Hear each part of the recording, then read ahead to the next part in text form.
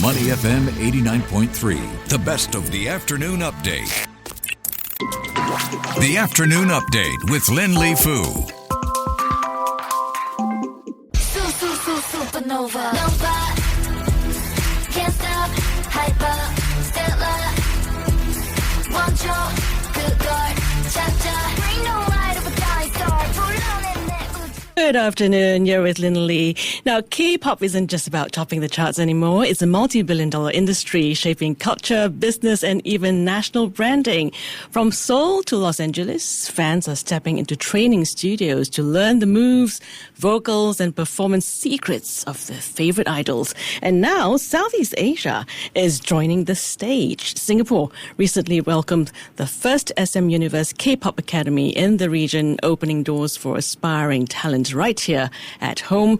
But what does this mean for the business of K-pop, and how is the industry evolving as it globalizes? Joining me live in the studio is Jonathan Ang, Regional Director at SM Universe. Jonathan, welcome. Thank you for having me here. Hi, Lynn. It's great to have you in the studio. Now, biggest question, why Singapore? What made it the right choice for SM Universe's first academy to be in Southeast Asia? Okay, so maybe I'll just give a quick introduction about SM Universe Singapore. Sure. So it's really a partnership with SM Universe Korea, and we're actually the first academy by SM Universe outside of Korea, right? And they have chosen Singapore to be the first basically academy, as you mentioned.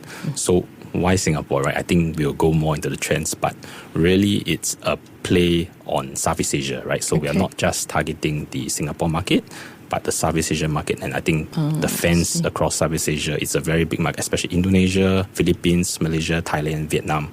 I would say these are really the core markets, and the fandom here is, they are really excited about, and they really want to, learn. And I see. So I'm just guessing it's because of a central location in the middle of a region with some of the most passionate K-pop fans in the world.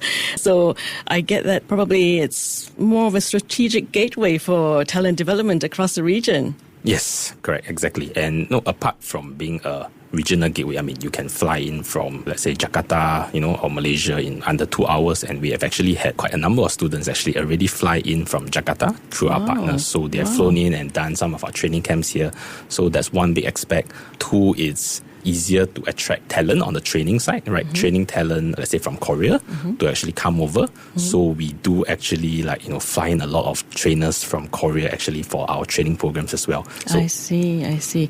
Okay, apart from the location, do you see Southeast Asia becoming a creative hub in its own right, not just a training ground feeding into Korea? Yes, actually that's part of our broader vision and plans. Right. We see that the opportunity is actually much greater than it being just a feeder, right? I think how we are looking at it, and actually we are working with partners and all that to try to develop, what we can, our own version of ASEAN pop, A-pop, right? And I think that fits the broader industry. I mean, the industry is not just really the K-pop idols. There's a whole group of support system and ecosystem behind that, right? So you have your songwriters, you have your producing artists, you have merchandise, you have concert producers, you have media content, top lining, songwriting. So it's a very broad industry, and Korea has done this very well to create that whole ecosystem.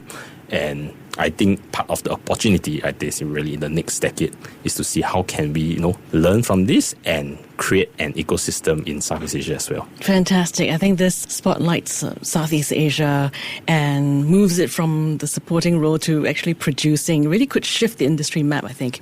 Now, how might the rise of academies in Southeast Asia influence the strategies of traditional Korea entertainment companies?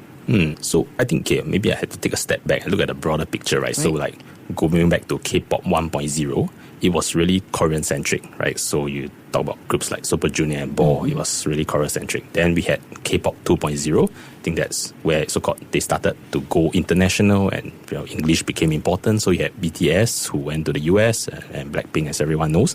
And now I think we are very right into Korea 3.0, right? 3.0, okay. So the default today is that essentially K-pop groups, you need a non-Korean member mostly, right? So you think about Kamen from Hearts to Heart, who's Indonesia, or Bam Bam, who's Thai, And in fact, we are now seeing groups that are becoming popular who are essentially majority non-Korean. Right? So, I mean, you're probably familiar with users with Cat's Eye, or even in Philippines, there's a very popular group called Bini, but as well. Wow. And even more recently, you've talked about now digital avatars, right? So K-pop Demon Hunter, right, you don't even right. need a person. So the Yes. stars actually became the singers, right? Yeah. So Everyone's singing that song now. correct, exactly. And that has broadened the market, right? It's no longer, I guess, like teenagers or people in their 20s. I mean, if you look at the popularity of Demon Hunters, the age group has so-called Yes. gotten younger. Yes. Everyone is singing it, I think. That's right. So Like the 12-year-olds, 11-year-olds. 10-year-old, 9-year-old. Wow, okay. Or even from Apata, I mean, my son who's that's right. almost coming 4, he sings part of it. So I suppose it was really catchy, you know? Correct, which is catchy, right? So going back to your question, so the strategy from the Korean labels have clearly evolved, right? And I think they see that there's one talent outside, but more importantly, there's a huge commercial market outside, right? So Southeast Asia is obviously one big market, and US, but even now China is coming back. I mean, last few years there were a lot of restrictions in China regarding K-pop, but we have seen this year that there's signs of that being loosened up. So that's potentially another big market outside of Korea. So as a K-pop entertainment label, whether in Korea, at the major labels or even outside, right, you need to look at a much more regional, global market, and it cannot no longer be Korean-centric, essentially. Wow, sounds like the industry is future-proofing the K-pop model by making the talent supply chain more global. Now, Jonathan, the Academy runs at about 1,000 to 1,200 Sing dollars per week. Wow, that's quite a commitment.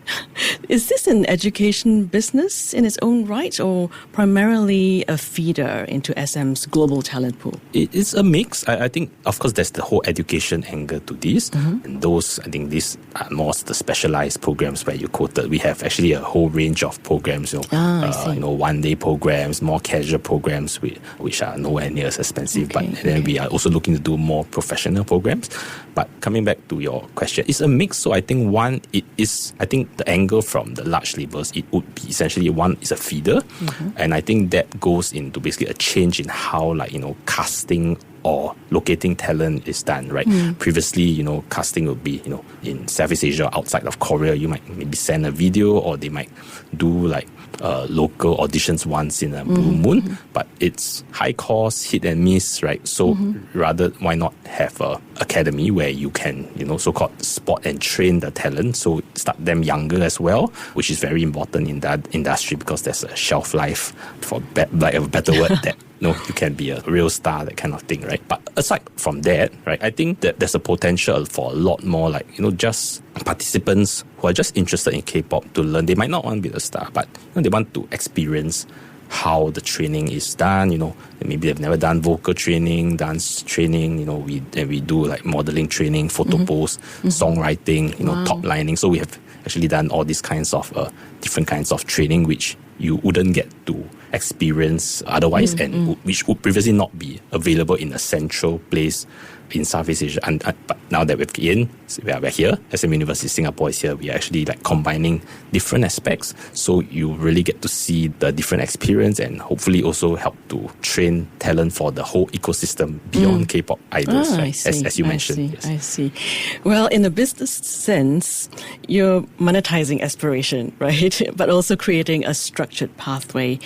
I suppose much like sports academies or even coding boot camps. Is that correct? Yes. I think that's our plan, is to create, a structured pathway. I think we have a structured training programs, and there's a lot of things to learn, right? So you learn singing in one place, dance in another place, right? But now you need, basically it's different modules. Imagine university or sports academy, as you mentioned, right? Then it's important to also learn Korean language, for example, right? So we're trying to put all this as a pathway, but we also give people, because of our links with Korea, right, give people the pathway to potentially go there to train further in Korea, as well as to get audition opportunities in Korea as well. Yeah. Fantastic. Jonathan, we were talking about, how K-pop fans are getting younger.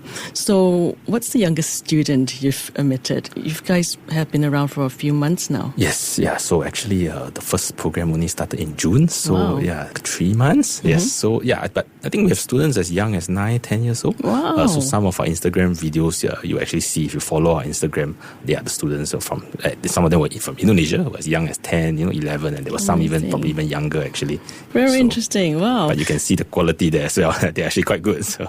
Wow, okay. So does this also position Singapore as more than just a fan market, but as a contributor to the creative economy? Yes. So that's part of our aspiration, and we would like to help be part of that ecosystem. I think Singapore has done very well in the sense that we are already in a way more or less a preferred central location for regional concerts as well as events. We had Water Bomb recently in Singapore, yes. and we have brought in concerts where it's only Singapore out of Southeast Asia rather than the concert or the group going across Southeast Asia. They actually just come to Singapore, for example. That's quite common as well. So if you can add to the aspect now, can we have for example create an ASEAN group, have more talent as well as create an ecosystem. Can Singapore develop talents in songwriting, production, music production, that kind of stuff. So we hope to get there. It will take time, yes. But I do see that potential as well. Yeah, you're right. I think this creates opportunities beyond music and events, fashion, digital content and media. And I think it ties in neatly with Singapore's Made with SG ambitions. Yes. Because it could just spark new jobs in industries around entertainment here. Correct. Right? Yes. Okay, yes, Jonathan, of right. course the idol industry has faced criticism around contracts and the pressures on young trainees. How are you ensuring that trainees as young as 9 years old, 10 years old, like you mentioned earlier, are protected and supported responsibly? So the thing is, because right now we are actually not signing the trainee contracts, so these are quite far down the road, and this we are not actually an artist management company per se, though we do have goals to eventually partner and get there eventually, right? But I think the way of doing business will evolve, right? I think we cannot just take whatever contracts are done in Korea and the kind of arrangement that is done, but they have a very secretive, as you mentioned, discipline kind of a pathway. So it has its merits, but I think you have to, if we ever get to that stage, which is probably not anytime soon, right? You probably need to adapt that for to make it more fairer as well. Okay, that's reassuring. But you got me curious now. So what happens when you spot or identify someone really talented here in Singapore? Yes. Okay. So I think there needs to be so it depends on how ready that person is, right? It could be they could train in Singapore first for a period of time, right? If they're very good, we could refer them to perhaps continue their training in Korea. I see. And we give them opportunities to audition for labels in the Korea as well. So eventually we do want to have good Southeast Asia labels as well, but for now I think the big ones are really in Korea. So to basically give that opportunity to get in, but that's really still the start. So even if you get in, it's normally as a trainee, and it still takes a few years, and if you are lucky you debut, and if you're not lucky you don't. But to give it the best shot, right, rather than right now, if you're a talented person, right, you probably have to actually go to Korea, right? And so your family has to go with you. I mean, so you're providing a pathway that it's easier. It's an easier start. You have a better preparation time. Like for example, sometimes to learn Korean in Singapore, that kind of thing. Yeah. Okay, Jonathan, as K-pop globalizes, do you think it could change the way fans perceive idols, fandom culture, and even the music itself? Yes, K-pop is very good at putting together high quality, production. High is a methodology of so-called developing talent. But I think that is, as we discussed earlier, that is already evolving, right? So I think fans are open to non-Korean groups, for example, right? As we mentioned, Cat's Eye, and yes. In Philippines, Beanie is very popular. But of course, we might not hear so much in Singapore, but. So that has evolved. I think fans want to also see that maybe they have the chance to be an idol as well, potentially, right? And that pathway now, it's apparent, for some of them, you don't even have to be in Korea, because if you can get the training done in Southeast Asia, right, in the future, once the ecosystem develops, maybe there's no need to even, go to Korea in the future, but we import talent from Korea and elsewhere in the world to help to develop that ecosystem as well. Yeah. Okay, let me put you on the spot now. What's the biggest misconception about K-pop that you know in the industry? I guess biggest misconception, that's a tough one actually. So or something we don't know about. Okay, so yeah, you need to start relatively young actually. So it's actually a lot of hard work. So the idols that you appear, it might appear very effortless, and they're very good, but it appears like they dance effortless, but actually behind the scenes, a lot of them start very young, very tough training, and we don't see that behind that. 99, even like 80-90% of trainees who actually get into the labels might not even debut. So we don't see the rest. Where do they go, right? But there are actually in Korea, there are actually many other opportunities for them as well, right? To create a broader ecosystem. So they go on to become trainers, they become producers. So this, I guess, is what people don't see. They see the star, but actually behind that, there are a lot of others to support that, or people who wanted to be stars. It's a very disciplined and structured life. Yes. Because I actually caught a program on one of the streaming platforms where some US artists actually went to Korea to do a show with them, with the K-pop bands, and they were so flabbergasted that, wow, these people are, this is really serious business. This is very tough. Yeah. Correct. They will get everything down to the T, perfect, before they go out there and perform, right? Correct. Okay, Jonathan, thank you so much for your insights and for joining us in the studio. What you've shared shows how Singapore is no longer just a consumer of K-pop, but now part of the engine shaping its global future. Thank you so much. Yep, thank you. Yep. You've been listening to Industry Insight with me, Lynlee, and my guest, Jonathan Ang. He is the Regional Director at SM Universe. To listen to more great interviews, download our podcasts at audio.sg or download the audio app. That's AWEDIO, audio at the App Store and Google Play.